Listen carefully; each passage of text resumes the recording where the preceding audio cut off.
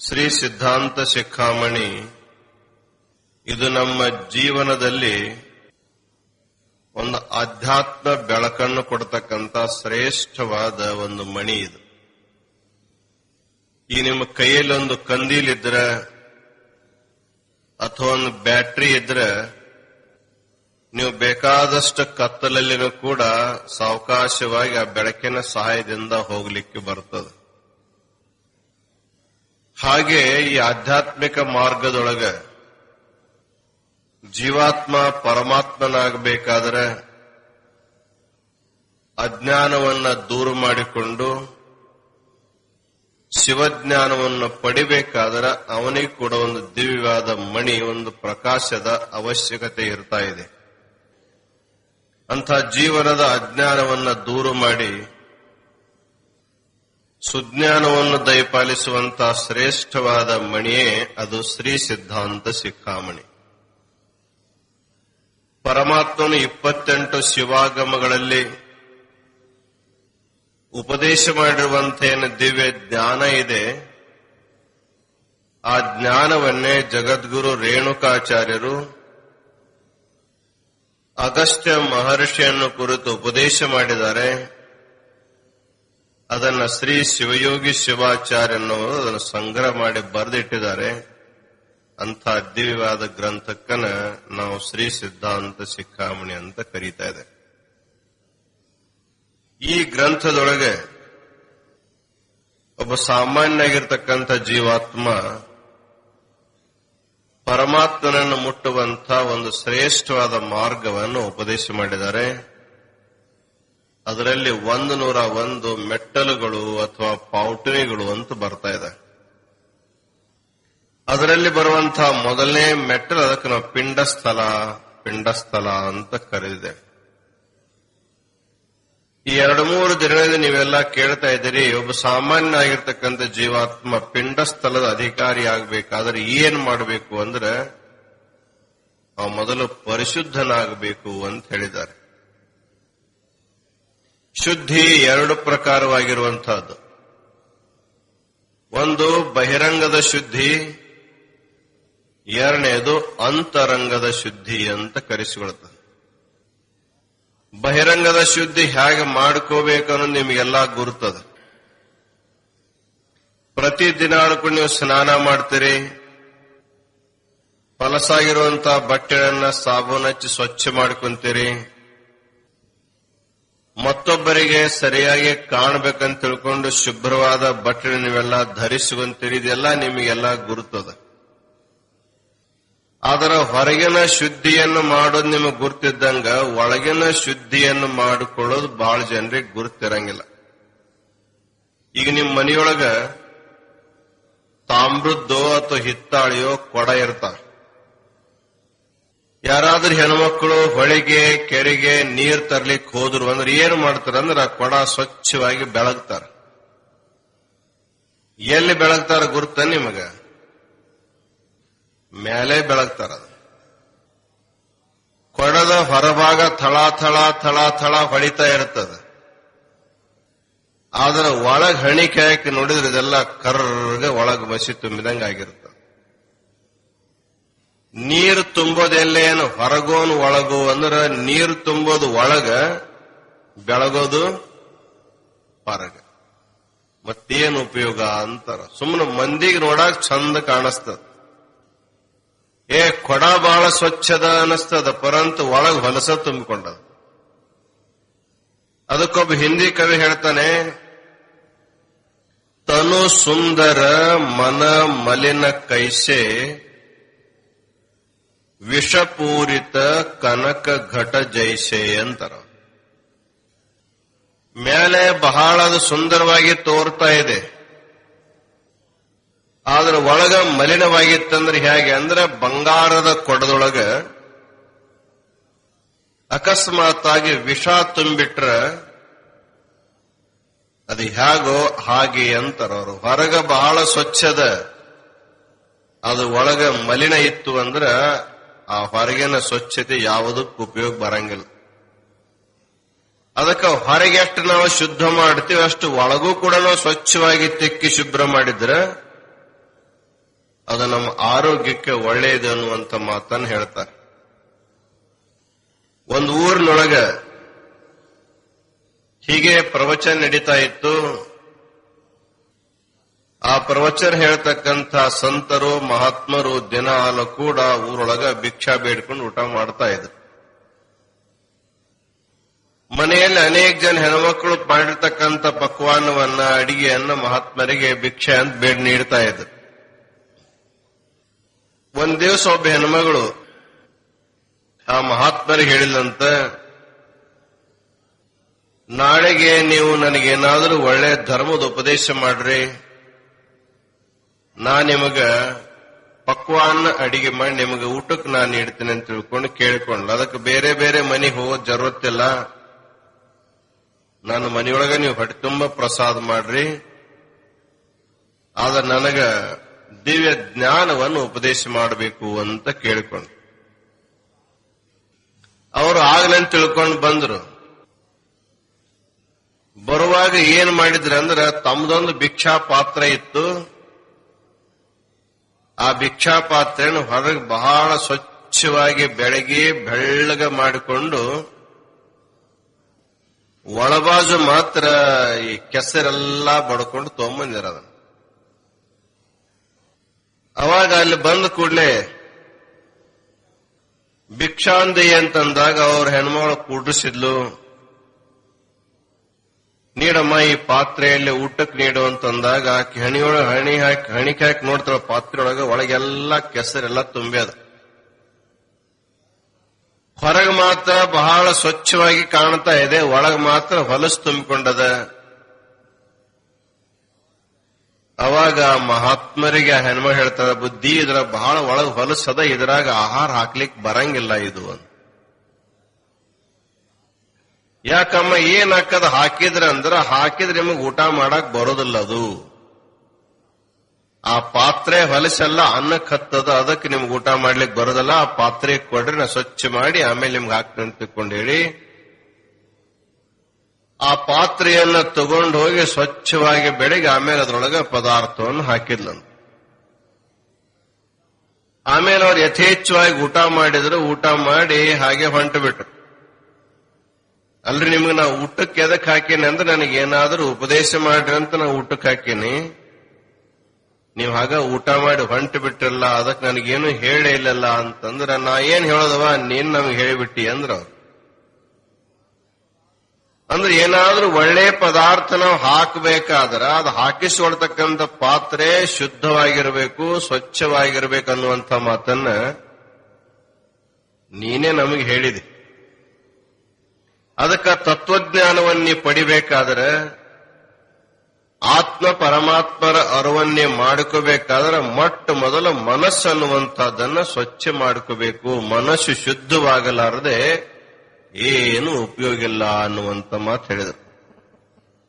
ಅದಕ್ಕನ ಬಸವಣ್ಣವರು ಕಳಬೇಡ, ಕೊಲಬೇಡ, ಹುಸಿಯ ನುಡಿಯಲು ಬೇಡ, ಅನ್ಯರಿಗೆ ಅಸಹ್ಯ ಪಡಬೇಡ, ತನ್ನ ಬಣ್ಣಿಸಬೇಡ, ಇದಿರು ಹಳಿಯಲು ಬೇಡ, ಇದೇ ಅಂತರಂಗದ ಶುದ್ಧಿ, ಇದೇ ಬಹಿರಂಗದ ಶುದ್ಧಿ ಅಂತ ಹೇಳಿದರು. ನಮ್ಮ ಒಳ ಹೊರಗ ಶುದ್ಧವಾಗಬೇಕಾದಾಗ ಏನು ಮಾಡಬೇಕನ್ನುವಂಥ ಮಾತನ್ನು ಬಹಳ ಸುಂದರವಾಗಿ ಹೇಳಿದ. ಮತ್ತೊಬ್ಬರ ಧನವನ್ನ ಅಪಹರಣ ಮಾಡಬೇಡ, ಯಾವ ಕಾಲಕ್ಕೂ ಸುಳ್ಳು ಹೇಳಬೇಡ, ನಿನ್ನನ್ನು ನೀನು ವರ್ಣನ ಮಾಡ್ಕೋಬೇಡ, ಮತ್ತೊಬ್ಬರ ಬಗ್ಗೆ ನಿಂದೆ ಮಾಡಬೇಡ ಅನ್ನುವಂಥ ಕೆಲವೊಂದು ಮಾತುಗಳನ್ನು ಹೇಳಿದಾರಲ್ಲ. ಈ ಮಾತುಗಳನ್ನು ಯಾರು ಆಚರಣೆ ತರ್ತಾರಲ್ಲ ಅವರ ಅಂತರಂಗನೂ ಶುದ್ಧವಾಗಿರ್ತದ, ಅವರ ಬಹಿರಂಗವು ಕೂಡ ಪರಿಶುದ್ಧವಾಗಿರ್ತದೆ.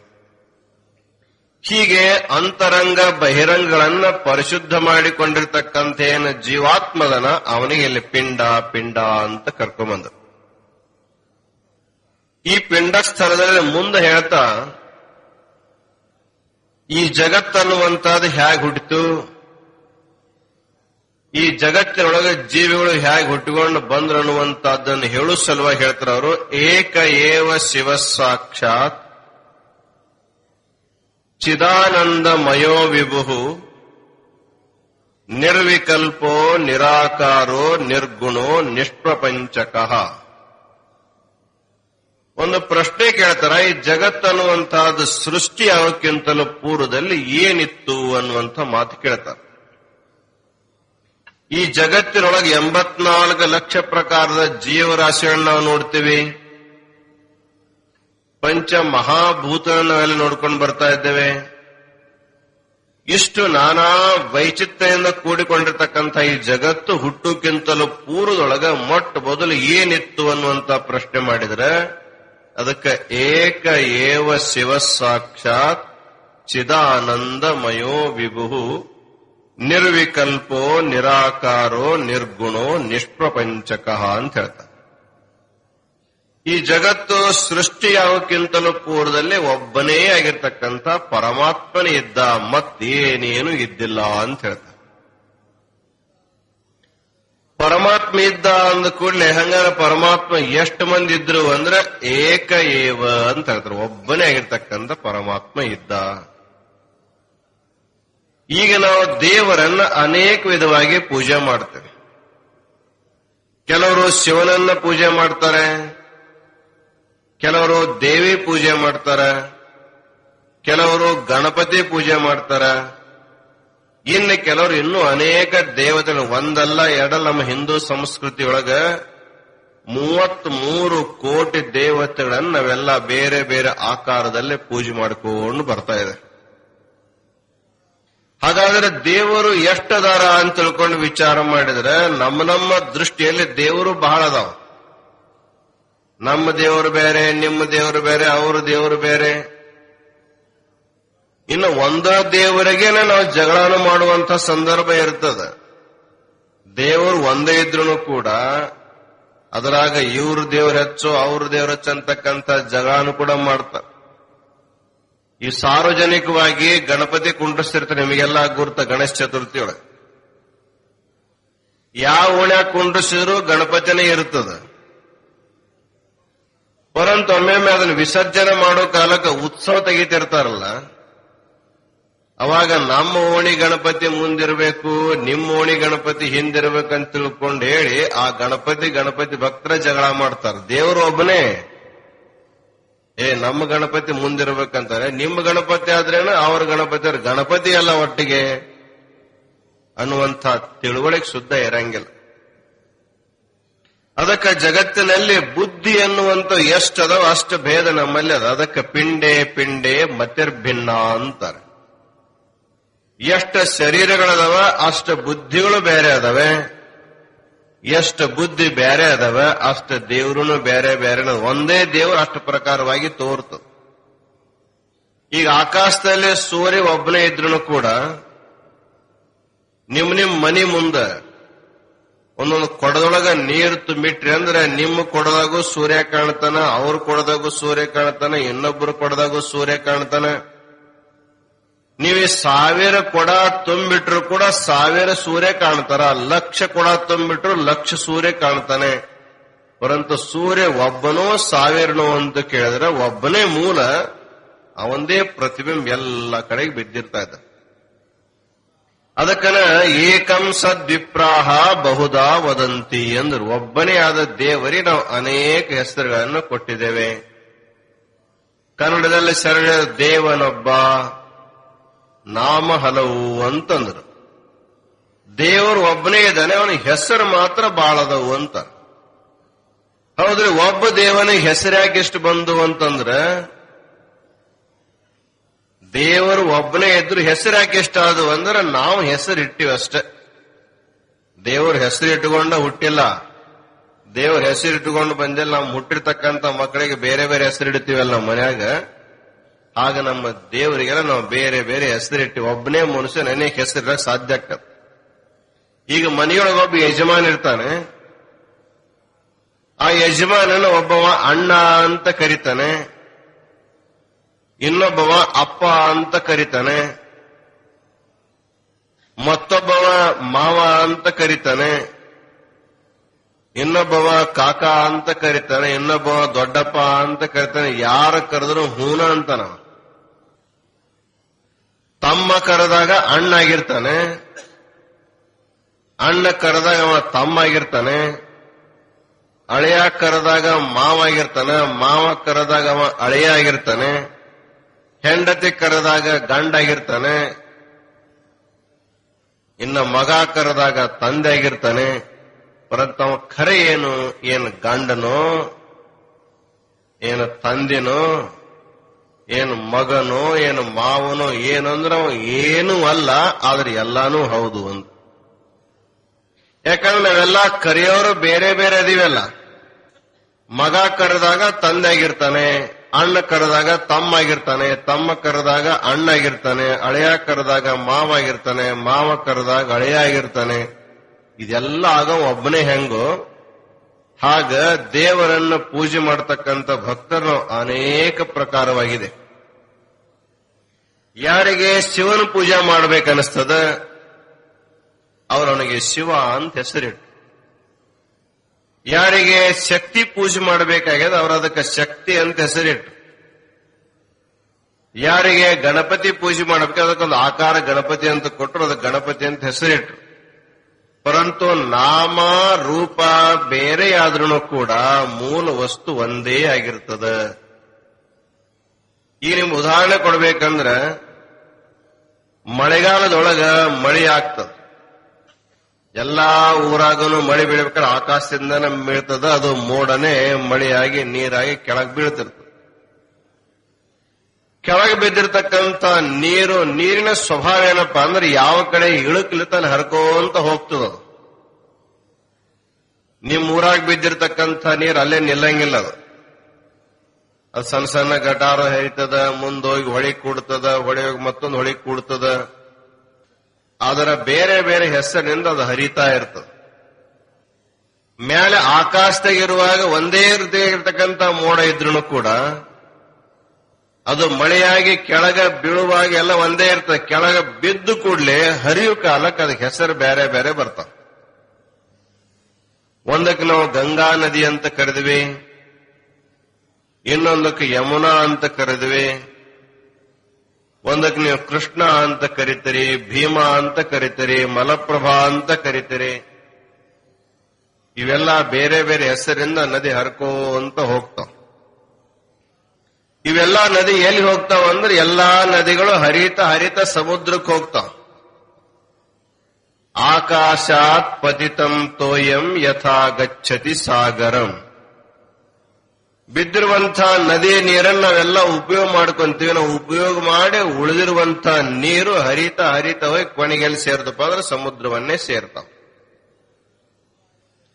ಒಂದು ನದಿಗೆ ನಾವು ಗಂಗಾ ಅಂತೀವಿ, ಇನ್ನೊಂದು ನದಿಗೆ ಭೀಮಾ ಅಂತೀವಿ, ಒಂದು ಕೃಷ್ಣ ಅಂತ ಕರಿತೀವಿ. ನೀರು ನೀವು ತಗೊಂಡ್ರ ಕೈಯಾಗ ಆ ನದಿಯಾಗಿದ್ದಾಗ ಅದಕ್ಕೆ ನೀವು ಕೃಷ್ಣ ನೀರು ಅಂತ ಹೇಳ್ತಾರೆ. ಮಲಪ್ರಭಾ ನದಿಗೆ ಹೋದಾಗ ಇದಕ್ಕೆ ಮಲಪ್ರಭಾ ನದಿ ಅಂತ ಹೇಳ್ತಾರೆ. ಒಬ್ಬ ಮನುಷ್ಯ ಒಂದು 10 ಕೊಡದಾಗ 10 ನದಿ ನೀರು ತಗೊಂಡ್ ಬಂದ ಅಂತ ತಿಳ್ಕೊ. ಬೇರೆ ಬೇರೆ ಕೊಡ ತುಂಬ್ಕೊಂಡ್ ಬಂದು ಇಟ್ಟಲ್ಲೇ ಇದು ಯಾವ ನದಿಯಪ್ಪ, ಇದು ಯಾವ ನೀರು ಹೇಳೋದು ನಿಮ್ಗೆ ಯಾರು ಹೇಳಕ್ ಬರ್ತದ? ನಾನು ನೀವು ಅಲ್ಲೇ ನದಿ ನೋಡಿದಾಗ ಹೇಳ್ತಿರೋದು ಭೀಮಾ ನದಿ ನೀರು ಅಂತ ಹೇಳ್ತಾರೆ. ಗಂಗಾ ನದಿಗಿದೆ ಅದಕ್ಕೆ ಗಂಗಾ ನದಿ ನೀರು ಅಂತ ಕರೀತಾರೆ. ಆದ್ರೆ ಗಂಗಾ, ಯಮುನಾ, ಕೃಷ್ಣ, ಗೋದಾವರಿ, ಮಲಪ್ರಭಾ ಎಲ್ಲಾ ನದಿಗಳ ನೀರನ್ನ ಬೇರೆ ಬೇರೆ ಕೊಡ ತುಂಬಿಕೊಂಡು ಇಲ್ಲಿಟ್ಟು ಬಿಟ್ರೆ ಇದು ಯಾವ್ದು ಹೆಸರು ಹೇಳಿದ್ರೆ ಯಾರಿಗೆ ಹೇಳಕ್ ಬರಂಗಿಲ್ಲ. ಯಾಕೆ ಎಲ್ಲ ನೀರು ಒಂದೇ ಇರ್ತಾವ. ತನ್ನ ಹರಿತಕ್ಕಂಥ ದಾರಿ ಬಿಟ್ಟು ಅಂದ್ರೆ ಅದ್ರ ಹೆಸರು ಕಳ್ಕೊಂಡ್ಬಿಡ್ತದ. ಇದು ಅಲ್ಲದೆ ಹರಿಯುವಂತ ನೀರಿನ ಹರಿತ ಹೋಗಿ ಸಮುದ್ರದಲ್ಲಿ ಅವ ಕೂಡ್ಕೊಂತವೆ. ಆ ಕೂಡಿಕೊಳ್ಳೋ ತನಕ ಹೆಸರು ಬೇರೆ ಇರ್ತದೆ. ಕೂಡಿಕೊಂಡು ಮೇಳಕ್ ಅದರ ನಾಮನು ಹೋಗ್ತದ, ಅದರ ರೂಪನು ಹೋಗ್ಬಿಡ್ತದ. ಸಮುದ್ರವನ್ನು ಸೇರಿದ ಮೇಲೆ ಎಲ್ಲಾ ನದಿ ನೀರೆಲ್ಲ ಉಪ್ಪಿನ ನೀರಾಗ್ಬಿಡ್ತಾವ. ಅದಕ್ಕ ನಾಮ ರೂಪೇ ವಿಹಾಯ ಅಸ್ತಂಗಚ್ಚಂತಿ ಅಂತ ಹೇಳ್ತಾರೆ. ಪ್ರತಿಯೊಂದು ನದಿಗಳು ಸಮುದ್ರವನ್ನು ಸೇರುವಾಗ ತನ್ನ ನಾಮವನ್ನ ತನ್ನ ರೂಪವನ್ನು ಬಿಟ್ಟು ಒಂದೇ ಆಗಿಬಿಡ್ತವೆ. ಆಗ ನಾವೆಲ್ಲ ಬೇರೆ ಬೇರೆಯಾಗಿ ಪೂಜೆ ಮಾಡ್ತಾ ಇದ್ರೆ ದೇವರಿದ್ರು ಕೂಡ ಅದಕ್ಕೆ ಹೆಸರು ಬೇರೆ ಅದ, ರೂಪ ಬೇರೆ ಅದ, ಒಳಗ್ ನೋಡಿದ್ರೆ ತತ್ವ ಒಂದೇ ಆಗಿರುತ್ತೆ. ಅದಕ್ಕೆ ದೇವನೊಬ್ಬ ನಾಮ ಹಲವು ಅಂತ ಕರೆದು ಅದಕ್ಕೆ ಯಾವುದೇ ದೇವರನ್ನ ನಾವು ಮುಟ್ಟಿ ಪೂಜೆ ಮಾಡಿದ್ರು ಕೂಡ ಅದೇ ದೇವರನ್ನ ಮುಟ್ತಾ ಇದ್ದೇವೆ. ಯಾವ ದೇವರನ್ನ ಎಲ್ಲಾರು ಮುಟ್ತಾರ ಅದೇ ದೇವರನ್ನ ನಾವೆಲ್ಲ ಮುಟ್ಕೊಂಡು ಬರ್ತಾ ಇದ್ದೇವೆ. ಆದ್ರೆ ನಾವು ಹೆಸರು ಬೇರೆ ಬೇರೆ ಅಂತೀವಿ ಅಷ್ಟೇ. ಅದಕ್ಕೊಂದು ಉದಾಹರಣೆ ಕೊಡ್ತಾರೆ ಶಾಸ್ತ್ರದಲ್ಲಿ. ಒಂದು ಶಕಾಪುರ ಅಂತ ಹಳ್ಳಿಗೆ ಒಂದು ದೊಡ್ಡ ಆನೆ ಬಂದಿತ್ತಂತ. ಬಹಳ ವಿಶಾಲಕಾಯವಾಗಿರ್ತಕ್ಕಂಥ ಆನೆ ಅದು. ಆ ಊರಾಗ 4-5 ಮಂದಿ ಕಣ್ಣಿಲ್ಲದವರಿದ್ರು, ಕುರುಡ್ರಿದ್ರು. ಎಲ್ಲಾರು ಆನೆ ಬಂತು ಅಂದ್ಕೂಲಿ ಎಲ್ಲಾರು ಆನೆ ನೋಡಕ್ ಹೋದ್ರು. ಕಣ್ಣಿದ್ದವರು ಆನೆಯನ್ನ ಪೂರ ನೋಡ್ತಾರ. ಅದರ ಸೊಂಡಿ, ಕಾಲು, ಬಾಲ, ಹೊಟ್ಟೆ ಎಲ್ಲ ಒಂದೇ ಕಾಲಕ್ಕೆ ನೋಡ್ತಾರ ಅವರು. ಆದ್ರೆ ಕಣ್ಣು ಇಲ್ಲದೆ ಇರ್ತಕ್ಕಂಥ ಮನುಷ್ಯನಿಗೆ ಮುಟ್ಟೆ ನೋಡ್ಬೇಕವ. ಅವನಿಗೆ ಪರಿಪೂರ್ಣ ನೋಡ್ಲಿಕ್ಕೆ ಆಗೋದಲ್ಲ. ಅವಾಗ 4-5 ಮಂದಿ ಕುರುಡ್ರಿದ್ರು. ಅವ್ರಂದ್ರು ನಾವು ಆನೆ ನೋಡ್ಬೇಕಾಗ್ಯದ, ನಮಗೂ ಆನೆ ತೋರಿಸ್ರಿ ಅಂತಂದ್ರ, ಹಂಗಾರ ಬಾ ತೋರಿಸ್ತು ಅಂತ ತಿಳ್ಕೊಂಡು ಕರ್ಕೊಂಡು ಹೋದ್ರು. ಆ 4-5 ಮಂದಿನ ಆನೆ ಸಮೀಪಕ್ಕೆ ಬಿಟ್ಟು, ಕಣ್ಣಿಲ್ಲದ ಮನುಷ್ಯ ಅವ ಕೈ ಮುಂದ್ ಮಾಡಿಕೊಂಡು ಹೋಗ್ತಿರ್ತಾನ. ಅಂದ್ರೆ ಏನ ತಿಳ್ಕೊಬೇಕಾದ್ರೆ ಕೈಯಿಂದ ಸ್ಪರ್ಶ ಮಾಡಿ ತಿಳ್ಕೊಬೇಕಾದ. ಅವಾಗ ಒಬ್ಬ ಹೋಗಿ ಹಿಂಗ ಕೈ ಹಚ್ಚಿದ ಕೂಡಲೇ ಆನೆದು ಹೊಟ್ಟೆ ಸಿಕ್ತ ಅವನ ಕೈಯಾಗ. ಅವ್ರು ತುಂಬಾ ಹಿಂಗ್ ಕೈ ಆಡಿಸ್ತಾ ಇದ್ದ. ಅವನು ಕೇಳಿದ್ರೇನಪ್ಪ ಆನೆ ಹೆಂಗದ ಅಂದ್ರ ನಮ್ಮ ಮನೆ ಗ್ವಾಡ್ ಇದ್ದಂಗದ ಅಂದವ. ಯಾಕ ಅವನಿಗೆ ಹೊಟ್ಟೆ ಅಷ್ಟ ಕೈಗಾಯ್ತು. ಇನ್ನೊಬ್ಬನಿಗೆ ಅದರ ಕಾಲು ಸಿಕ್ತು. ಅದ ಮೇಲೆ ಹಿಡ್ಕೊಂಡು ಕೆಳಗಿದ ತನಕ ಕಾಲು ನೋಡ್ತಾ ಇದ್ದವ. ಏನಪ್ಪ ಆನೆ ಹೆಂಗದ ಅಂದ್ರ ನಮ್ಮ ಮನೆಯಾಗಿನ ದೊಡ್ಡ ಕಂಬಿದ್ದಂಗದ ಅಂತ ಹೇಳ್ದ. ಇನ್ನೊಬ್ಬನಿಗೆ ಏನ್ ಸಿಕ್ಕಿತ್ತಪ್ಪ ಅಂದ್ರೆ ಅದ್ರ ಬಾಲ ಸಿಕ್ಕಿತ್ತಂತ. ಅವ ಬಾಲದ ಮೇಲೆ ಕೈಯಾಡಿಸ್ಕೊಂತ ಆನೆ ಹೆಂಗದ ಹಿಂಗ ಹೇಳ್ತಿರ್ತಿದ್ದ. ಅವಾಗ ಕೇಳಿದ್ರೆ ಏನಪ್ಪ ಆನೆ ಹೆಂಗದ ಅಂದ್ರೆ ನಮ್ಮ ಮನ್ಯಾಗ ಒಂದು ತೇರಿನ ಹಗ್ಗದ, ಆ ತೇರಿನ ಹಗ್ಗಿದ್ದಂಗದ ಅಂದ. ಇನ್ನೊಬ್ಬನ ಕೈಯಲ್ಲಿ ಆನೆ ಸೊಂಡಲಿ ಸಿಕ್ಕಿತ್ತಂತ. ಅದಕ್ಕೇನಪ್ಪ ಆನೆ ಹೆಂಗದ ಅಂದ್ರ ಬಹಳ ದೊಡ್ಡ ತೇರಿನ ಹಗ್ಗಿದ್ದಂಗದ ಅಂತ ಹೇಳವ ಅದನ್ನು. ಅಂದ್ರೆ ಇವ್ರೆಲ್ಲ ಏನ್ ಮಾಡ್ಯಾರಪ್ಪ ಅಂದ್ರ ಆನೆ ನೋಡ್ಯಾರ, ಅದರ ಪೂರ ಆನೆ ನೋಡಿಲ್ಲ ಅವರು. ಆನೆಯ ಒಂದೊಂದು ಅಂಗಗಳನ್ನ, ಒಂದೊಂದು ಅವಯವಗಳನ್ನ ನೋಡಿಕೊಂಡು ಅದೇ ಆನೆ ಅಂತ ಕರೀತಾರ. ಅದೇ ಆನೆಯಲ್ಲಿ ಎಲ್ಲಾ ಕೂಡಿದ್ದು ಒಂದು ಆನೆಯಾಗ್ತದೆ. ಹಾಗೆ ಯಾರ್ಯಾರು ಯಾವುದೇ ದೇವರನ್ನ ಮುಟ್ಟಿದ್ರೂ ಕೂಡ ನಾವೇನು ಹೆಸರಿಟ್ಟಿವಿ, ಏನು ಆಕಾರ ಕೊಟ್ಟಿವ, ಹೆಸರು ಆಕಾರ ಸತ್ಯವಾದವುಗಳಲ್ಲ ಅಂತ. ಅವೆಲ್ಲ ಅಳಿದು ಹೋಗ್ತವೆ. ಯಾವ ನಾಮನೂ ಉಳಿಯಂಗಿಲ್ಲ, ಯಾವ ರೂಪನೂ ಉಳಿಯಂಗಿಲ್ಲ. ಈ ನಾಮ ರೂಪ ರಹಿತವಾಗಿರ್ತಕ್ಕಂಥ ಸತ್ತು ಚಿತ್ತು ಆನಂದ ರೂಪವಾಗಿರ್ತಕ್ಕಂಥ ಏನು ಪರಮಾತ್ಮ ಇದ್ದಾನೆ, ಅವ ಎಲ್ಲಾ ಕಡೆ ವ್ಯಾಪಕನಾಗಿದ್ದಾನೆ ಅಂತ. ಅದೇ ಮಾತನ್ನು ಹೇಳ್ತಾರೆ ಅವರು. ಏಕ ಏವ ಶಿವ ಸಾಕ್ಷಾತ್ ಚಿದಾನಂದಮಯೋ ವಿಭು ನಿರ್ವಿಕಲ್ಪೋ ನಿರಾಕಾರೋ ನಿರ್ಗುಣೋ ನಿಷ್ಪ್ರಪಂಚಕ. ಈ ಜಗತ್ತು ಹುಟ್ಟುಕ್ಕಿಂತಲೂ ಪೂರ್ವದಲ್ಲಿ ಏನಿತ್ತು ಅಂದ್ರೆ ಒಬ್ಬನೇ ಆಗಿರ್ತಕ್ಕಂಥ ದೇವಿದ್ದ. ಏಕ ಏವ ಅನ್ನೋದ್ರಿಂದ ಅದಕ್ಕೆ ಸ್ವಗತ, ಸಜಾತೀಯ, ವಿಜಾತೀಯ ಭೇದ ಶೂನ್ಯಾಗಿರ್ತಕ್ಕಂಥ ಒಂದೇ ಒಬ್ಬರು ಪರಮಾತ್ಮ ಇದ್ದ ಅಂತ ಹೇಳ್ತಾರೆ. ಅದಕ್ಕೆ ಪ್ರಪಂಚದಲ್ಲಿ ತೋರ್ತಕ್ಕಂಥ ವಸ್ತುಗಳು ಹೇಗಿದಾವಂದ್ರೆ ಬೇರೆ ಬೇರೆಯಾಗಿ ತೋರ್ತಾವ. ಈ ಒಂದು ಬೇವಿನ ಗಿಡ ಅಂದ್ರೆ ಅದು ಬೇವಿನ ಜಾತಿ ಒಂದೇ ಇದ್ರೂ ಕೂಡ ಆ ಬೇವಿನ ಜಾತಿ ಗಿಡಗಳು ಅನೇಕ ಆಗಿರ್ತಾವ. ಅದಕ್ಕೆ ಸಜಾತಿಯ ಭೇದ ಅಂತ ಕರೀತಾರೆ. ಇನ್ನು ವಿಜಾತಿಯ ಭೇದ ಅಂದ್ರೆ ಬೇವಿನ ಗಿಡ ಅದ, ಮಾವಿನ ಗಿಡ ಅದ, ಜಾಲಿ ಗಿಡ ಅದ, ಇನ್ನೊಂದು ಆಲದ ಗಿಡ ಅದ. ಇವೆಲ್ಲ ಜಾತಿ ಬೇರೆ ಬೇರೆ. ಅದಕ್ಕೆ ಇವಕ್ಕೆ ವಿಜಾತಿಯ ಭೇದ ಅಂತ ಕರೀತಾರೆ. ಈಗ ಸಜಾತಿಯ ಭೇದ, ವಿಜಾತಿಯ ಭೇದ, ಆಮೇಲೆ ಸ್ವಗತ ಭೇದ ಅಂದ್ರೆ ಒಂದೇ ವಸ್ತುವಿನಲ್ಲಿ ಅನೇಕ ಭೇದ ಇರ್ತವೆ. ಹೇಗೆ ನಮ್ದು ಒಂದು ಶರೀರ ಇದ್ರೆ ಶರೀರದಲ್ಲಿ ಭೇದ ಹೆಂಗಪ್ಪ ಅಂದ್ರೆ ಕೈ ಬೇರೆ, ಕಾಲು ಬೇರೆ, ತಲೆ ಬೇರೆ, ಹೊಟ್ಟೆ ಬೇರೆ, ಬೆನ್ನು ಬೇರೆ, ಹಂಗ ಅವಯವಗಳು ಭಿನ್ನವಾಗಿರ್ತಾ ಇದ್ದಾವೆ. ಆಗ ಪರಮಾತ್ಮ ಒಬ್ಬನೇ ಅದಾನ ಅಂತಂದ್ರೆ ಒಬ್ಬನೇ ಅಂದ್ರೆ ಅವನಿಗೆ ಸಜಾತಿನೂ ಇಲ್ಲ. ಅಂದ್ರೆ ದೇವರಂತ ಮತ್ತೊಬ್ಬ ದೇವರನ್ನ ತಿಳ್ಕೊಂಡು ಸಜಾತಿಯ ಭೇದಿಲ್ಲ. ದೇವರ ಹೊರತಾಗಿ ಮತ್ತೊಂದು ಬೇರೆ ಜಾತಿ ಪದಾರ್ಥ ಇಲ್ಲ ಅಂತ ತಿಳ್ಕೊಂಡು ವಿಜಾತಿಯ ಭೇದಿಲ್ಲ. ನಮಗೆ ಹಂಗ ಕೈ ಕಾಲದವ ಹಂಗ ದೇವರಿಗೆ ಕೈ ಕಾಲಿಲ್ಲ ಅಂತ ತಿಳ್ಕೊಂಡು ಅವನಿಗೆ ವಿಜಾತಿಯ ಭೇದಿಲ್ಲ, ಅವನಿಗೆ ಸ್ವಗತ ಭೇದಿಲ್ಲ ಅಂತ. ಅದಕ್ಕೆ ದೇವರು ಹೇಗಪ್ಪ ಅಂದ್ರೆ ಒಂದು ಜ್ಯೋತಿ ಇದ್ದ ಹಾಗೆ ಅಂತ. ನೀವು ದೇವ್ರ ಮುಂದೆ ದೀಪ ಹಚ್ತೀರಿ. ಈಗೆಲ್ಲ ವಿದ್ಯುತ್ ದೀಪ ಬಂದು ಎಣ್ಣೆ ದೀಪ ಎಲ್ಲ ಹೋಗಿಬಿಟ್ಟ. ಆದ್ರೂ ಹಳ್ಳಿಯಾಗ ಪಣತಿಯಾಗ ಎಣ್ಣೆ ಹಾಕಿ ದೀಪ ಹಚ್ಚಿರಿ, ದೇವ್ರ ಮುಂದೆ ದೀಪ ಹಚ್ಚಿರಿ ಅಂತ ಹೇಳ್ತಾರೆ. ದೇವರ ಮುಂದೆ ದೀಪ ಹಚ್ಚೋ ಉದ್ದೇಶ ಏನು ಅಂದ್ರೆ ದೇವರು ಅಂದ್ರೆ ನಿಜವಾಗಿ ಜ್ಯೋತಿನೇ ದೇವರು ಅಂತ. ಅಂದ್ರೆ ಜ್ಯೋತಿಗೆ ಯಾವುದೋ ಆಕಾರ ಇರಂಗಿಲ್ಲ. ಆ ಜ್ಯೋತಿಗೆ ಮುಖ ಎಲ್ಲದ, ಕೈ ಎಲ್ಲದ, ಕಾಲು ಹೇಳಕ್ ಬರೋದಿಲ್ಲ. ಅದು ಸರ್ವತ್ರ ಮುಖ ಜ್ಯೋತಿಗಿರ್ತದೆ, ಸರ್ವತ್ರ ಹಸ್ತ, ಸರ್ವತೋಪಾದ, ಸರ್ವತೋ ಬಾಹು. ಜ್ಯೋತಿ ತನ್ನ ಮೈತುಂಬ ಎಲ್ಲಾ ಕಡೆಗೆ ಬೆಳಕನ್ನು ಹೆಂಗೆ ಪಸರಿಸಿಕೊಂಡಿರ್ತದೆ, ಹಾಗ ಪರಮಾತ್ಮನು ಕೂಡ ಒಬ್ಬನೇ ಆಗಿದ್ದಾನೆ, ಪ್ರಕಾಶ ರೂಪದಲ್ಲಿ ಸರ್ವತ್ರ ವ್ಯಾಪಿಸಿಕೊಂಡಿದ್ದಾನೆ. ಅದಕ್ಕೆ ಏಕ ಏವ ಶಿವ ಸಾಕ್ಷಾತ್. ಮತ್ತೆ ಹೇಗಿದಾನಪ್ಪ ಅಂದ್ರೆ ಚಿದಾನಂದಮಯ ಅಂತಾರ. ಅಂದ್ರೆ ಸದ್ರೂಪನಾಗಿದ್ದಾನೆ, ಚಿದ್ರೂಪನಾಗಿದ್ದಾನೆ ಮತ್ತು ಆನಂದ ರೂಪನಾಗಿದ್ದಾನೆ. ಅದಕ್ಕೆ ಸತ್ತು, ಚಿತ್ತು, ಆನಂದ ಮತ್ತು ನಾಮ ರೂಪ ಅಂತ ತಿಳ್ಕೊಂಡು 5 ಅಂಶಗಳು ಪ್ರತಿಯೊಂದು ವಸ್ತುದಲ್ಲಿ ಕಾಣುತ್ತವೆ.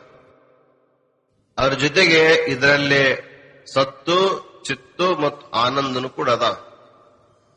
ಸತ್ ಅಂದ್ರೆ ಏನು ಅಂದ್ರೆ ಯಾವಾಗಲೂ ಇರುವಂತಹದ್ದಕ್ಕೆ ಸತ್ತು ಸತ್ತು ಅಂತ ಕರೀತಾರೆ. ಈ ಜಗತ್ತಿನಲ್ಲಿ ಎಲ್ಲವೂ ಇಲ್ದಂಗ ಹಾಕೋ, ಆದ್ರೆ ದೇವರು ಮಾತ್ರ ಇಲ್ದಂಗ ಆಗಂಗಿಲ್ಲ. ಈಗ ಹೇಗೆ ಇಲ್ಲೊಂದು ದೀಪ ಉರಿತಾ ಇರ್ತದ, ನೀವ್ ಯಾರು ಬರೋಕ್ಕಿಂತ ಮೊದಲು ದೀಪ ಉರಿತಾ ಇತ್ತಿಲ್ಲ. ನೀವೆಲ್ಲಾರ ಬಂದು ಕುಂತಾಗ್ಲೂ ದೀಪ ಉರಿತಾ ಇರ್ತದ. ನೀವೆಲ್ಲಾರು ಪ್ರವಚನ ಮುಗಿಸ್ಕೊಂಡು ನಿಮ್ ಊರಿಗೆ ಹೋದ್ರೆ ಅಥವಾ ಹಾಸಿ ಹಚ್ಕೊಂಡು ಮಕ್ಕೊಂಡ್ರು ಕೂಡ ದೀಪ ಹಾಗೆ ಉರ್ಕೋಂತ ಇರ್ತದ. ಅಂದ್ರೆ ನೀವು ಬರೋಕ್ಕಿಂತ ಮೊದಲು ದೀಪ ಇತ್ತು, ನೀವಿದ್ದಾಗೂ ದೀಪ ಅದ, ನೀವು ಹೋದ್ರೂ ದೀಪ ಹೇಗಿರ್ತದ ಹಾಗೆ ಜಗತ್ತನ್ನುವಂತಹದ್ದು ಹುಟ್ಟುಕ್ಕಿಂತಲೂ ಮೂಲದ ಪೂರ್ವದಲ್ಲಿನೂ ಕೂಡ ಪ್ರಕಾಶ ರೂಪ ಇರ್ತಕ್ಕಂಥ ಪರಮಾತ್ಮ ಮೊದಲು ಇದ್ದ. ಈ ಪ್ರಪಂಚ ಹುಟ್ಟಿ ಬಂದ ಮೇಲೆ ಏನದಪ್ಪ ಅಂದ್ರೆ ಆ ಪರಮಾತ್ಮ ಮೇಲೆ ಪ್ರಪಂಚ ಆವರಣ ಮಾಡಿತು. ಅವ ನಮ್ಗೇನಾಯ್ತಪ್ಪ ಅಂದ್ರೆ ದೇವರು ಇದ್ದನು ಕೂಡ ದೇವರು ಕಾಣ್ಲಾರ್ದಂಗಾಯ್ತಷ್ಟೇ. ಈಗ ಆಕಾಶದಲ್ಲಿ ಸೂರ್ಯ ಇರ್ತಾನೆ, ಮಳೆಗಾಲದಲ್ಲಿ ಮೋಡ ಬಂದು ಅಂದ್ರೆ ಸೂರ್ಯನೆಲ್ಲವನ್ನು ಮುಚ್ಚಾಕ್ಬಿಡ್ತಾವ ಕಾರ್ಬೋರ್ಡ್ಗಳು. ಏನಪ್ಪ ಇವತ್ತು ಸೂರ್ಯನ ಕಾಣಂಗಿಲ್ಲಲ್ಲ ಅಂತೀರಿ ನೀವು. ಇವತ್ತು ಎಷ್ಟೊತ್ತಾದ ಇನ್ನೂ ಸೂರ್ಯನ ಮುಖ ದರ್ಶನ ಆಗಿಲ್ಲ. ಯಾಕಾಗಿಲ್ಲ ಅಂದ್ರೆ ಸೂರ್ಯನವೆಲ್ಲ ಮೋಡ ಮುಚ್ಚಾಕ್ಬಿಟ್ಟ.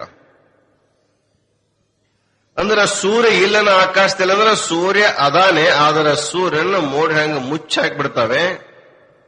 ಹಾಗೆ ಮಾಯ, ನಾಮ ಮತ್ತು ರೂಪ ಅನ್ನುವಂಥವಳು ಪರಮಾತ್ಮೆಲ್ಲ ಮುಚ್ಚಿ ಹಾಕೊಳ್ಳೋದ್ರಿಂದ ಪರಮಾತ್ಮ ಇದ್ದನು ಕೂಡ ನಮ್ಮ ಕಣ್ಣಿಗೆ ಕಾಣಂಗಿಲ್ಲ. ಅದಕ್ಕೆ ದೇವರು ಕಾಣಂಗಿಲ್ಲ ಅಂತ ನಾವ್ಯಾಕಂತೀವಿ ಅಂದ್ರೆ ದೇವರ ಮಾಯ ಅನ್ನುವಂಥದ್ದು ದೇವರ ಮೇಲೆ ಒಂದು ಮುಸುಕು ಹಾಕಿರ್ತಂತ ತಿಳ್ಕೊಂಡು ನಮ್ಮ ದೇವರು ಕಣ್ಣಿಗೆ ಕಾಣಂಗಿಲ್ಲ. ಅದಕ್ಕೆ ಪರಮಾತ್ಮನ ಮಾಯ ಅನ್ನುವಂಥದ್ದು ಪರಮಾತ್ಮನ ಮುಚ್ಚಾಕಿ ತಾನೇ ತೋರ್ತದ. ಅದಕ್ಕೆ ಮಾಯಾಕ್ ಏನ್ ಕದ್ರಪ್ಪ ಅಂದ್ರೆ ಅಘಟಿತ ಘಟನಾ ಪಟಿಯಸಿ ಮಾಯಾ ಅಂತ ಕರೆದ. ಅಂದ್ರೆ ಏನು ಬೇಕಾದ್ದನ್ನ ಮಾಡಿ ತೋರಿಸುವಂತ ಸಾಮರ್ಥ್ಯ ಮಾಯಾಕಿರ್ತದ.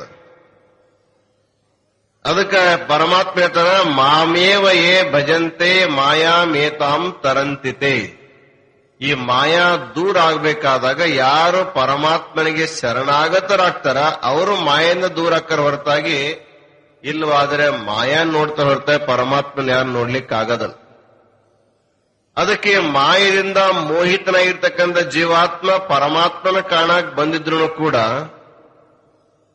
ಅವ ಪರಮಾತ್ಮನ ಬಿಡ್ತಾನೆ, ಈ ಮಾಯಾಜಾಲದೊಳಗೆ ಸಿಲುಕೊಂಡಿರ್ತಾನೆ.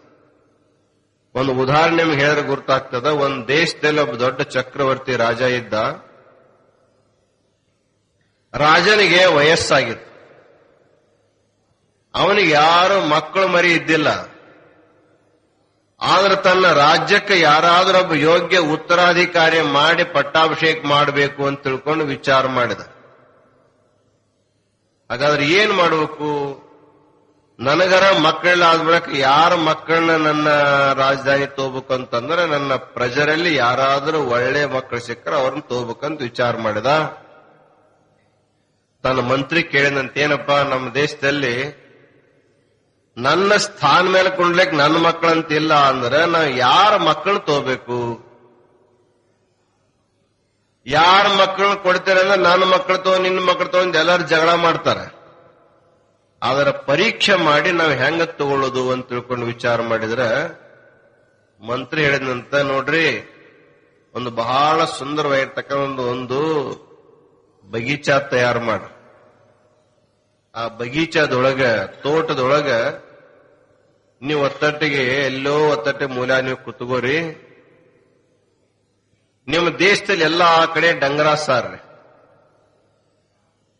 ಮುಂಜಾನೆ 6 ಗಂಟೆಯಿಂದ ಹಿಡ್ಕೊಂಡು ಸಾಯಂಕಾಲ 6 ಗಂಟೆ ಒಳಗಾಗಿ ಯಾರು ಬಂದು ನಿಮ್ಮನ್ನು ಮೊಟ್ಟ ಮೊದಲು ಮುಟ್ತಾರಲ್ಲ ಅವರಿಗೆ ನಿಮ್ಮ ಸಿಂಹಾಸನ ಕೊಡ್ರಿ ಅಂತ ತಿಳ್ಕೊಂಡು ಹೇಳ.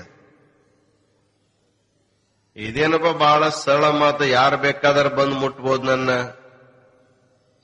ಅಂದ್ರೆ. ಇದು ನಿಮ್ಗೆ ಸರಳ ಕಾಣಿಸ್ತದ, ಆದ್ರೆ ಸರಳ ಎಲ್ಲ ಇದು, ಯಾರು ಬಂದು ಮುಟ್ಟಕ್ ಆಗೋದಲ್ಲ. ನೀವು ನೋಡ್ರಿ ಬೇಕಾದ್ರೆ ಎಷ್ಟು ಮಂದಿ ಬರ್ತಾರೆ. ಅವ ರಾಜ ಮೊದಲೇ ಒಂದ್ ದಿವಸ ಎಲ್ಲಾ ಕಡೆ ತನ್ನ ದೇಶದಲ್ಲಿ ಡಂಗರ ಸಾಡಿದಂತ. ನಾಳೆಗೆ ನಾನಿಂತ ನನ್ನ ತೋಟದೊಳಗೆ ನಾನು ಕೂಡಿರ್ತೀನಿ.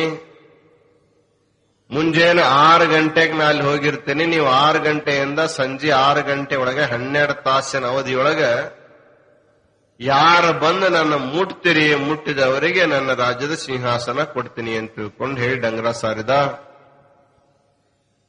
ಸಿಂಹಾಸನ ಯಾರಿಗೆ ಬೇಕಾಗಿಲ್ಲ? ನಾ ಹೋಗ್ಬೇಕು, ನೀ ಹೋಗ್ಬೇಕು, ನಾ ಹೋಗ್ಬೇಕು, ನೀ ಹೋಗ್ಬೇಕಂತ ತಿಳ್ಕೊಂಡು ಬಹಳ ಜನ ರಾತ್ರಿ ಮಕ್ಕೋಲೇ ಇಲ್ಲ, ಎದ್ದ ಕೂತ್ಕೊಂಡ್ರು. ಅಕಸ್ಮಾತ್ ಮುಂಜಾನೆ 8-9 ಕೇಳೋ ಮಂದಿ ಇದೆಯಲ್ಲ, ಮತ್ 6 ಗಂಟೆಗೆ ಬಾ ಅಂದಾರ. ಅಕಸ್ಮಾತ್ ಲೇಟ್ ಆದ್ರೆ ಮತ್ತಾರ ಹೋದಿಗಿದಾರ ಅಂತ ತಿಳ್ಕೊಂಡು ಬಹಳ ಜನರು ಮಲ್ಕೊಳ್ಳಾರ್ದೆ ಆ ತೋಟದ ಹೊರಗಡೆಗೆ ಪಾಳೆ ಹಚ್ಕೊಂಡು ನಿಂತ್ಕೊಂಡ್ಬಿಟ್ಟು ಒಳಗೆ ಪ್ರವೇಶ ಮಾಡ್ಲಿ. ಆದ್ರೆ ಮಂತ್ರಿ ಬಹಳ ಹುಷಾರಿದ್ದ. ಅವ ಏನೊಂದು ವ್ಯವಸ್ಥೆ ಮಾಡಿದ್ದ ಅಂದ್ರೆ ಆ ತೋಟದೊಳಗೆ ದೊಡ್ಡದೊಂದು ಬಾಜಾರ್ ವ್ಯವಸ್ಥೆ ಮಾಡಿದ್ದ. ಹೆಂಗ ದೊಡ್ಡ ದೊಡ್ಡ ಮೈದಾನದ ಪ್ರದರ್ಶನ ಅಂತ ಬರ್ತಾವಲ್ಲ ಎಲ್ಲಾ ವಸ್ತುಗಳದು, ಆಗ ದೊಡ್ಡದೊಂದು ಬಾಜಾರ್ ವ್ಯವಸ್ಥೆ ಮಾಡಿದ್ದ. 6 ಗಂಟೆಗೆ ಬರೋಬರಿ ಗಂಟೆ ಬಾರಿಸಿದ ಕೂಡಲೇ ಬಾಗ್ಲ ತರದ ಕೂಡಲೇ ಜನರು ರಾಜನ್ ಹುಡುಕೊಂತ ಓಡಾಕ್ ಚಾಲು ಮಾಡಿದ್, ಎಲ್ಲದನ್ ರಾಜನ್ ಮುಟ್ಬೇಕಂತ. ಆ ಕಡೆ ಈ ಕಡೆ ಓಡಾಡೋ ಕಾಲಕ್ಕ ದಾರಿ ಎಡಕ್ಕ ಬಲಕ್ಕೆ ಕೆಲವೊಂದು ಅಂಗಡಿಗಳಿದ್ದು. ಮೊಟ್ಟ ಮೊದಲೇ ಯಾವ ಅಂಗಡಿದಪ್ಪ ಅಂದ್ರೆ ಇವೆಲ್ಲ ಹೋಟೆಲ್ಗಳು, ಚಹಾ ಕಾಫಿ ಹೋಟೆಲ್ ಇದ್ದು. ಈ ಓಡ್ ಹೋಗ್ತಕ್ಕಂಥ ಜನರನ್ನ ಅವ್ರ ಕರೆಯಕ್ತಾರೆ, ಬರ್ರಿ ಬರ್ರಿ ನಮ್ಮ ಅಂಗಡಿ ಒಂದ್ ಚಹಾ ಕುಡ್ರಿ, ಕಾಫಿ ಕುಡ್ರಿ ಅಂತ ಕರೀತಾ ಇದ್ರು. ಇವ್ರು ಮುಂಜಾನೆ ಕೂಡಲೇ ಕುಡಿಯೋದು ರೂಢ. ಆದ್ರೆ ಯಾರು ಕುಡಿಲಾರ್ದೆ ಹಾಗೆ ಹೋಗಿದ್ರಲ್ಲ, ಕರಿಯಾಕ ಹತ್ತಿದ ಕೂಡಲೇ ಆ ಅಂಗಡಿಯಾಗ ಒಂದಿಷ್ಟು ಮಂದಿ, ಈ ಅಂಗಡಿ ನೋಡಿ ಚಹಾ ಕಾಫಿ ಕುಡ್ಕೋ ಅಂತ ಕೂತ್ಕೊಂಡ್ರು.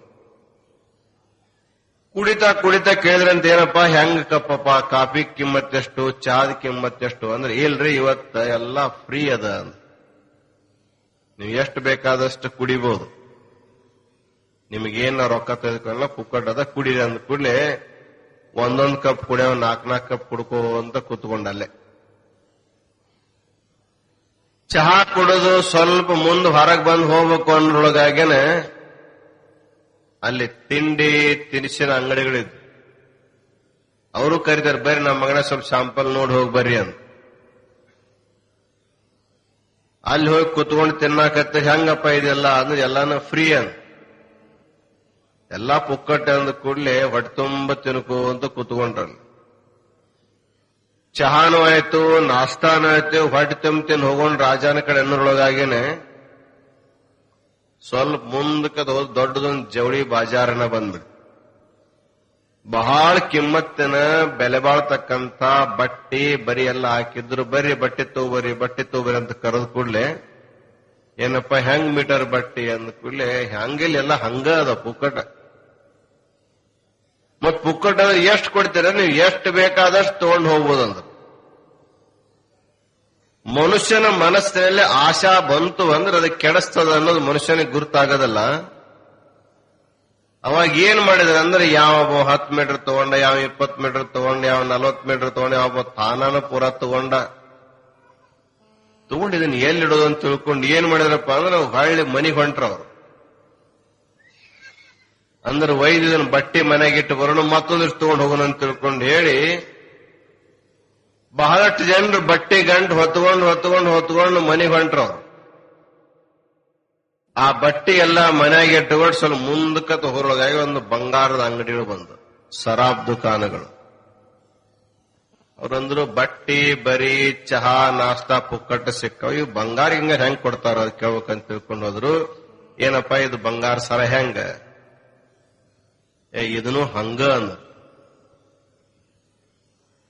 ಬಂಗಾರ ಪುಕ್ಕಟ್ಟ ಸಿಗ್ತದ ಮೊದಲ ಗುರುತಾಗಿದ್ರೆ ಬಟ್ಟಿ ಅಂಗಡಿಗೆ ಯಾಕೆ ಹೋಗಿದ್ವಿ ನಾವು, ಆಗ ಅದು ಲಾಭ ಆಗಿದ್ರೆ ಲಾಭ ಪಡಿಬೇಕಂತ ತಿಳ್ಕೊಂಡು ಹೋಗಿ ಬಂಗಾರದಾಗ ಹೋಗಿ ಮೈ ತುಂಬಾ ಹಾಕೊಂಡ್ರೆ ಎಷ್ಟು ಬೇಕಷ್ಟು, ಆದ್ರೂ ತೃಪ್ತಿ ಆಗಲಿಲ್ಲ.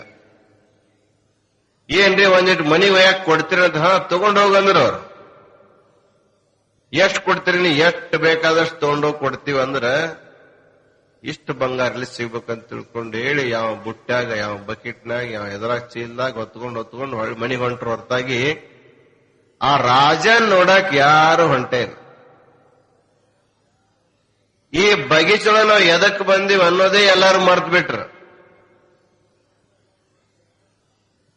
ರಾಜನ್ ನೋಡಿದ್ರ, ರಾಜನ ಮುಟ್ಟಿದ್ರ ರಾಜ್ಯವೇ ತಂದಾಗತ್ತನ್ನುವಂಥ ಜ್ಞಾನ ಕಳ್ಕೊಂಡ್ಬಿಟ್ರು.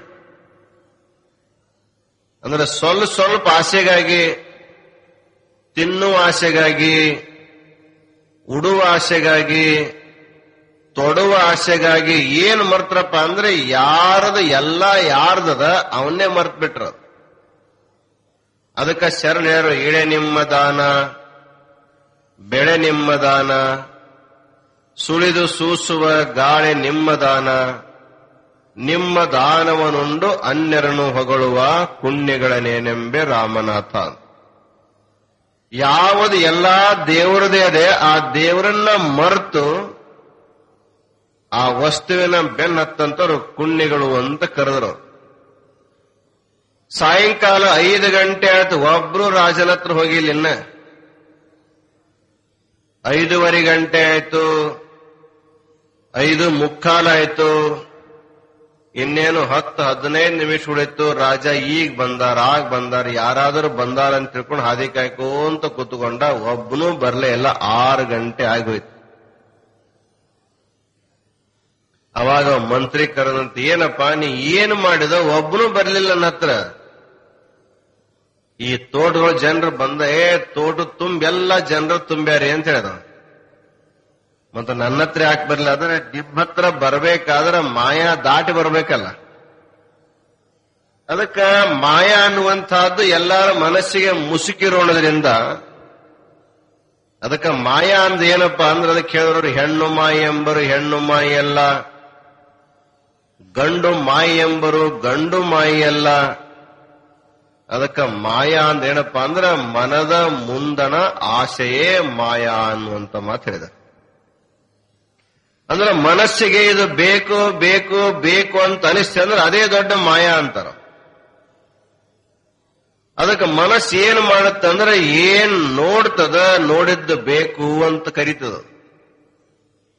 ಈಗ ಸಣ್ಣ ಹುಡುಗರು ಇರ್ತವೆ, ನೀವು ಬಾಜಾರ್ದಾಗ ಹುಡುಗರ್ನ ಎತ್ಕೊಂಡು ಹೋದ್ರಿ ಅಂದ್ರೆ ಏನ್ ನೋಡ್ತವ, ನೋಡಿದ್ದೆಲ್ಲ ಬೇಕಂತ.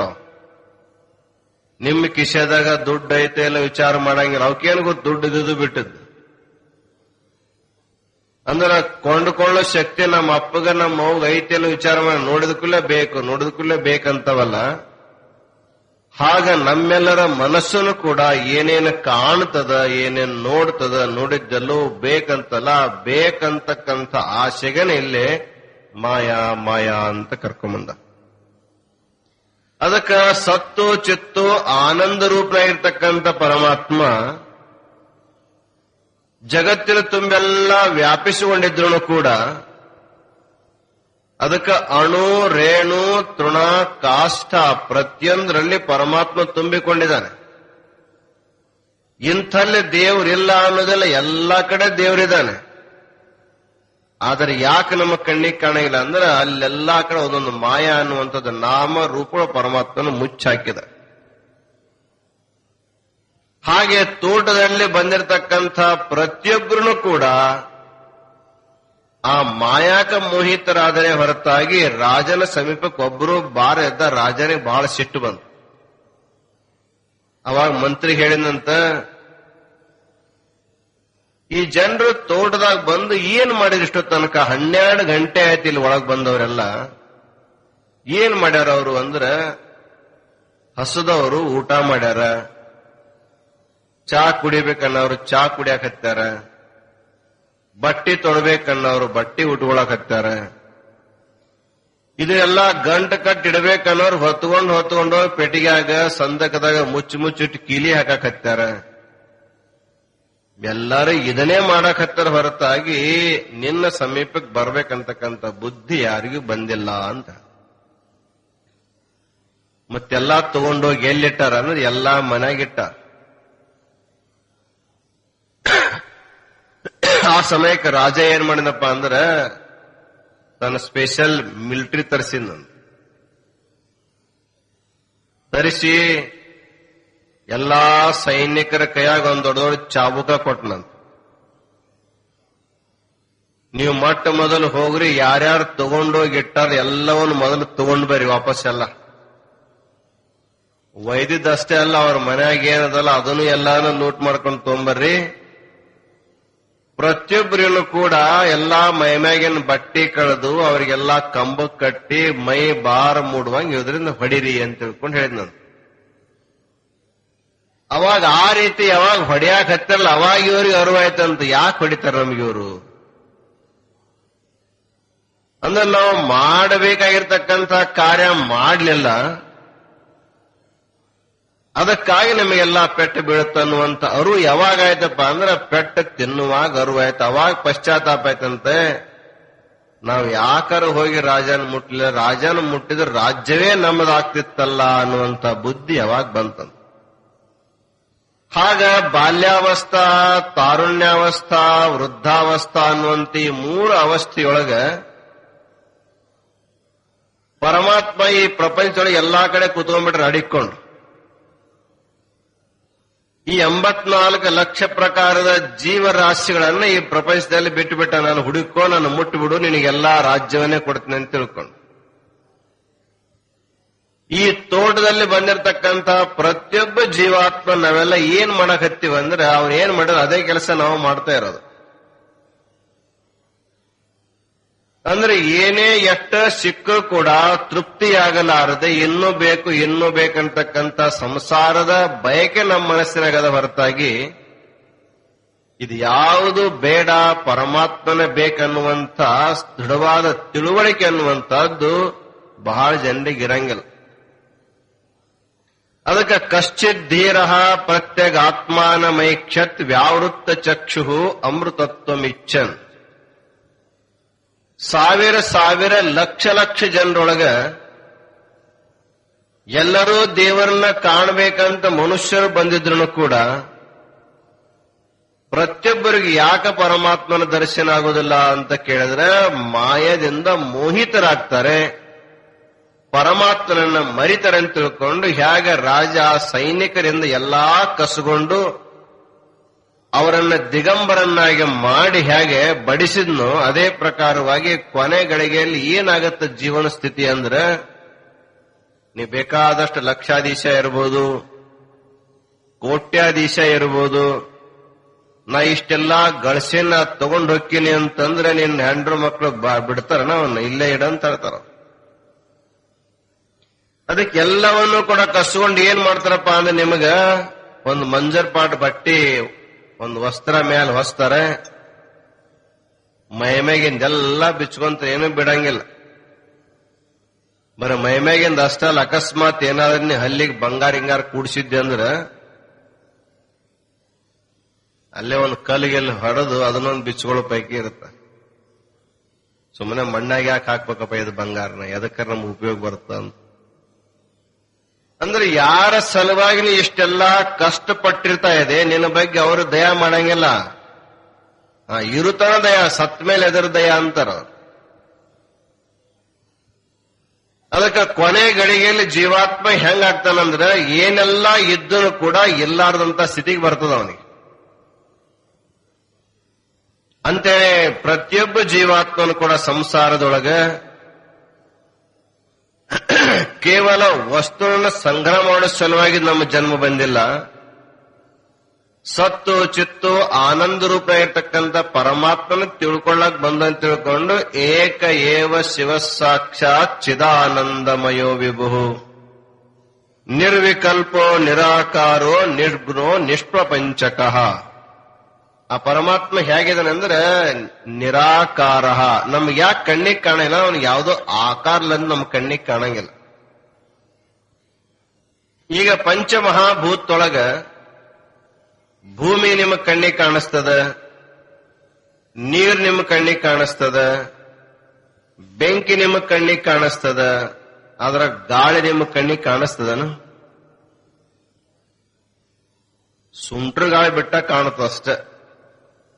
ಅದ್ರಾಗ ಮಣ್ಣು ಬಟ್ಟಿ ಬರೀ ಎಲ್ಲಾ ತುಂಬಿಕೊಂಡಿರ್ತದ, ಅದೇ ಕಾಣುತ್ತೆ ನಿಮ್ಗೆ ಹೊರತಾಗಿ. ಆದ್ರೆ ಶುದ್ಧವಾದ ಗಾಳಿ ನಿಮ್ ಕಣ್ಣಿಗೆ ಕಾಣಂಗಿಲ್ಲ. ಇನ್ನ ಗಾಳಿಗಿಂತಲೂ ಸೂಕ್ಷ್ಮವಾಗಿರ್ತಕ್ಕಂಥದ್ದು ಆಕಾಶ. ಆಕಾಶನ ಯಾರ ಕಣ್ಣಿಗೆ ಕಾಣಂಗಿಲ್ಲ ಅದು. ಯಾಕೆ ಆಕಾಶಕ್ಕೆ ರೂಪನೇ ಇಲ್ಲ. ಆಕಾಶ ಅಂದ್ರೆ ಮ್ಯಾಲ ನೀಲಿ ಬಣ್ಣ ಕಾಣುತ್ತಲ್ಲ, ಅದು ಅಲ್ಲ.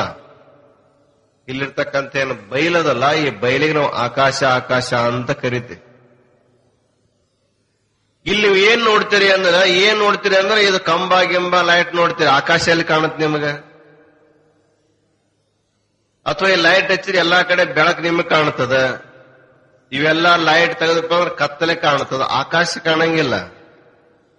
ಯಾಕಂದ್ರೆ ಆಕಾಶಕ್ಕ ರೂಪ ಅನ್ನುವಂಥದ್ದಿಲ್ಲ. ಆಕಾಶಕ್ಕನ ರೂಪ ಇಲ್ಲ ಅಂದ್ರ ಆಕಾಶದ ಅಪ್ಪಗೆ ಎಲ್ಲಿಂದ ರೂಪ ಬರ್ತದ? ಆಕಾಶದ ಅಪ್ಪ ಅಂದ್ರೆ ಪರಮಾತ್ಮ. ಅದಕ್ಕೆ ತಸ್ಮಾದ್ವಾ ಏತಸ್ಮಾದ್ ಆತ್ಮನಃ ಆಕಾಶ ಸಂಭೂತಃ.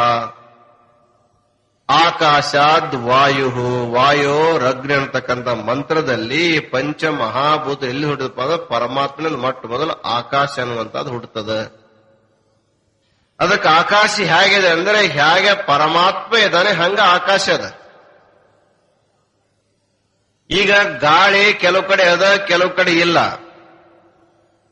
ಎಷ್ಟೋ ಜನರು ವೈಜ್ಞಾನಿಕರು ಚಂದ್ರಲೋಕಕ್ಕ ಮಂಗಳ ಲೋಕಕ್ಕ ಹೋಗ್ಬೇಕಾದ್ರೆ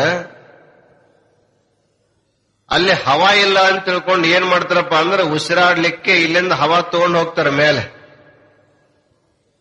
ಆದ್ರೆ ಯಾರು ಆಕಾಶ ತಗೊಂಡು ಹೋಗ್ಯಾರ, ಆಕಾಶ ಇಲ್ಲಪ್ಪ, ಆಕಾಶ ಬೇಕಂತ ತಿಳ್ಕೊಂಡು. ಆಕಾಶ ಎಲ್ಲ ಕಡೆ ಇದೆ. ಅದಕ್ಕೆ ಯಾವುದೇ ದೇಶಕ್ಕೆ ಹೋದ್ರೂ ಆಕಾಶ ಒಂದೇ ರೀತಿಯಾಗಿರ್ತದ. ಭೂಮಿ ಬೇರೆ ಬೇರೆ ಆಗಿರ್ತವ, ನೀರು ಬೇರೆ ಆಗಿರ್ತದ, ಗಾಳಿ ಬೇರೆ ಬೇರೆ ಆಗಿರ್ತದೆ. ಆದ್ರೆ ಆಕಾಶ ಬೇರೆ ಬೇರೆ. ಆಕಾಶವ ಸರ್ವಗತಶ್ಚ ನಿತ್ಯ. ಆಕಾಶ ಎಲ್ಲ ಕಡೆ ವ್ಯಾಪಿಸಿಕೊಂಡು ಒಂದೇ ಆಗಿರ್ತದ. ಅದೇ ಪ್ರಕಾರವಾಗಿ ಯಾವ ಆಕಾರ ಇಲ್ಲದಿರತಕ್ಕಂಥ ಪರಮಾತ್ಮನು ಕೂಡ ಸರ್ವತ್ರ ವ್ಯಾಪಕನಾಗಿಕೊಂಡು ಸರ್ವತ್ರ ಇದ್ದಾನೆ. ಅದಕ್ಕೆ ನಿರ್ಗುಣ ನಿರಾಕಾರ ನಿಷ್ಪ್ರಪಂಚಕ ಅಂತ ಹೇಳ್ತಾರೆ. ಅವನಿಗೆ ಆಕಾರ ಇಲ್ಲ. ಪರಮಾತ್ಮನಲ್ಲಿ ಯಾವುದೇ ಪ್ರಕಾರವಾಗಿರ್ತಕ್ಕಂಥ ಪ್ರಪಂಚ ಅನ್ನುವಂಥದ್ದಿಲ್ಲ. ನಿಷ್ಕಳಂಕನಾಗಿದ್ದಾನೆ. ಹೀಗೆ ಏನೇನು ಇಲ್ಲದೆ ಇರತಕ್ಕಂಥ ಸಂದರ್ಭದೊಳಗೆ ಪರಮಾತ್ಮನೊಬ್ಬನೇ ಜಗತ್ತಿನ ತುಂಬೆಲ್ಲ ತುಂಬಿಕೊಂಡಿದ್ದ ಅಂತ ಹೇಳ್ತಾನೆ.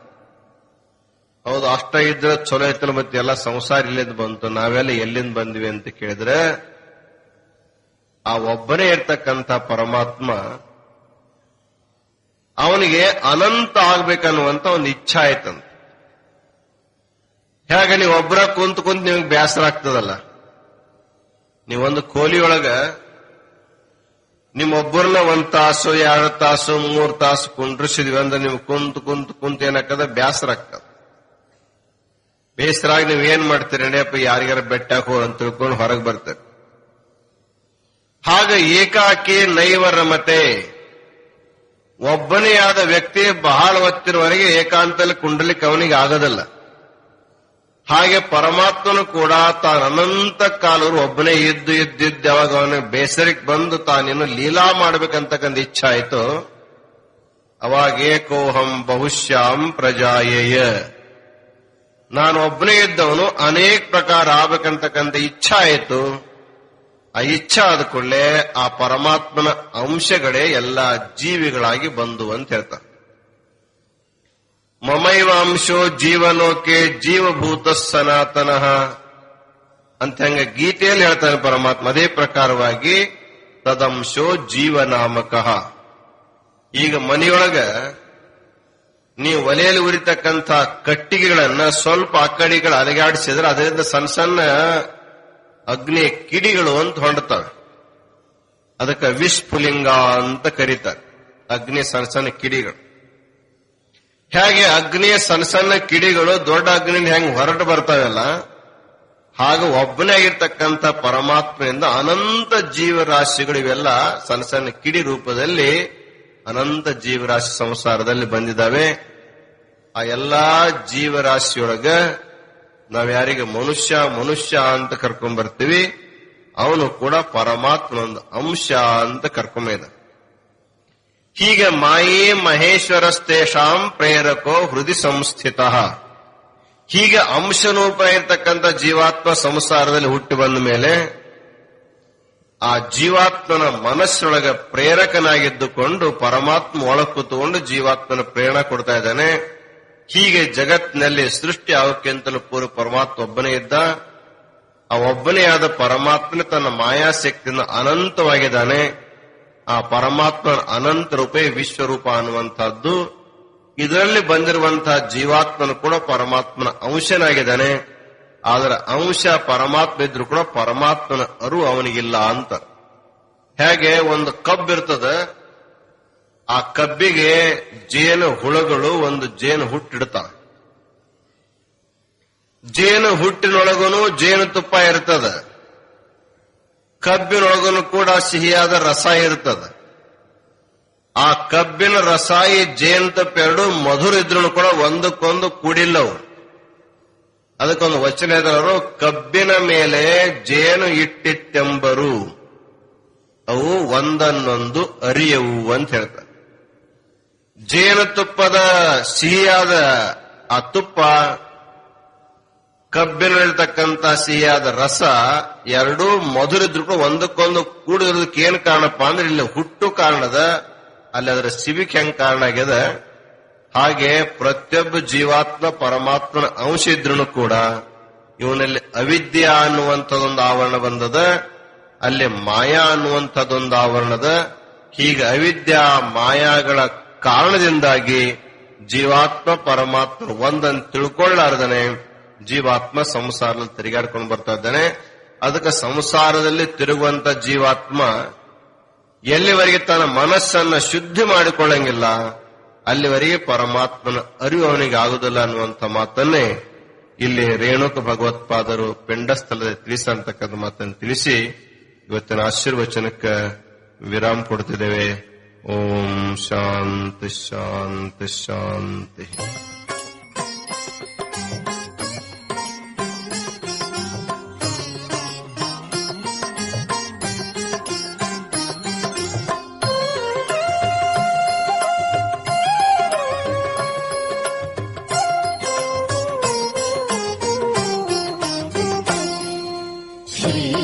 विश्वाराध्याय मङ्गलम् शिव विश्वैकपालाय मङ्गलम् श्रीविश्वाराध्याय मङ्गलम् शिव विश्वैकपालाय मङ्गलम्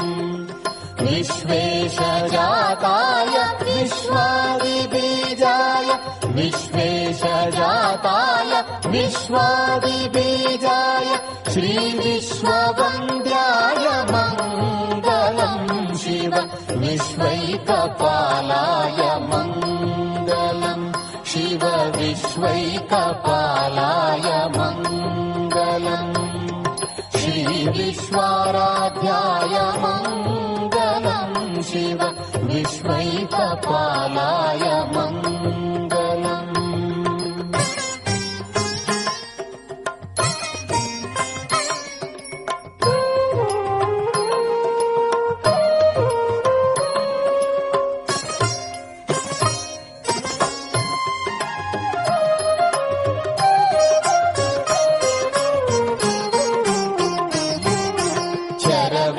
चरवृन्दवन्द्याय मङ्गलम् वरचरनीतिबोधाय मङ्गलम् चरवृन्दवन्द्याय मङ्गलम् वरचरनीतिबोधाय मङ्गलम् गुरुरूपधाराय गुरुराधिराजाय गुरुरूपधाराय गुरुराधिराजाय परिपूतदेहाय मङ्गलम् शिव विश्वैकपालाय मङ्गलम् श्रीविश्वाराध्याय मङ्गलम् शिव विश्वैकपालाय मङ्गलम्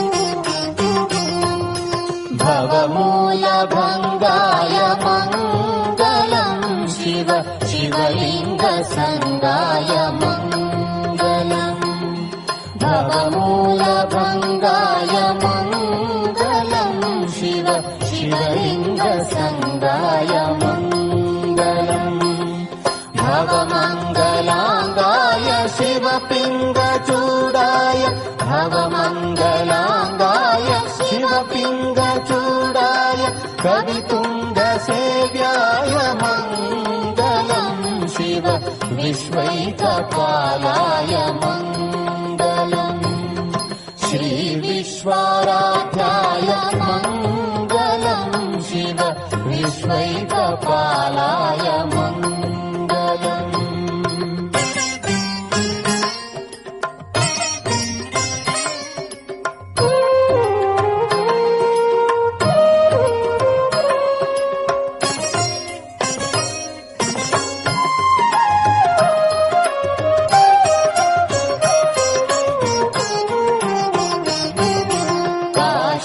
काशीपुरेशाय मङ्गलम् कवि काशीनाथेशाय मङ्गलम् काशीपुरेशाय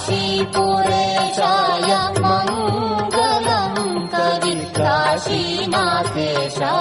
मङ्गलम् क्लेशापहाराय पाशप्रमोचाय क्लेशापहाराय पाशप्रमोचाय शीशादिमान्याय मङ्गलम् शिव विश्वैकपालाय मङ्गलम् श्रीविश्वाराध्याय मङ्गलम् शिव विश्वैकपालाय मङ्गलम् श्रीविश्वाराध्याय मङ्गलम् शिव विश्वैकपालाय मङ्गलम् विश्वेशजाताय विश्वादिबीजाय विश्वेशजाताय विश्वादिबीजाय श्रीविश्ववन्द्याय मङ्गलम् शिव विश्वैकपालाय मङ्गलम् शिव विश्वैकपालाय